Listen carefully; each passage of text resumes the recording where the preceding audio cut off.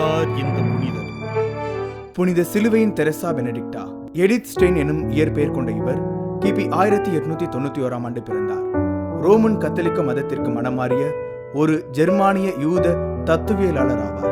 13 வயதில் யூத மதத்தின் மீது நம்பிக்கை எழுந்ததாலும் கத்தோலிக்க திருச்சபையின் மீது கொண்ட உறுதியான விசுவாசத்திலும் மறைக்கல்வி பயின்று 1922 கத்தோலிக்கராக திருமுழுக்கு பெற்ற பின் கார்மெல் சபையில் இணைந்து துறவு வாழ்வினை மேற்கொண்டார். கிபி 1940 நெதர்லாந்தை ஆக்கிரமித்த ஹிட்லரின் நாசி படைகள் தெரேசா ரோசா மற்றும் பல யூதர்களை கைது செய்து சித்திரவதை முகாம்களில் அடைத்தனர். பின் பல சித்திரவதை முகாம்களில் அடைக்கப்பட்டு சித்திரவதை செய்யப்பட்ட இவர்கள் 1942 ஆகஸ்ட் மாதம் 9 அன்று அவரும் அவரது சகோதரி மற்றும் பலரும் நச்சு வாயு அறைகளில் அடைக்கப்பட்டு இறந்தனர். திருத்தந்தை 2ஆம் ஜான் பால் இவரை ஐரோப்பாவின் 6 பாதுகாவலர்களுள் ஒருவராக அறிவித்தார்.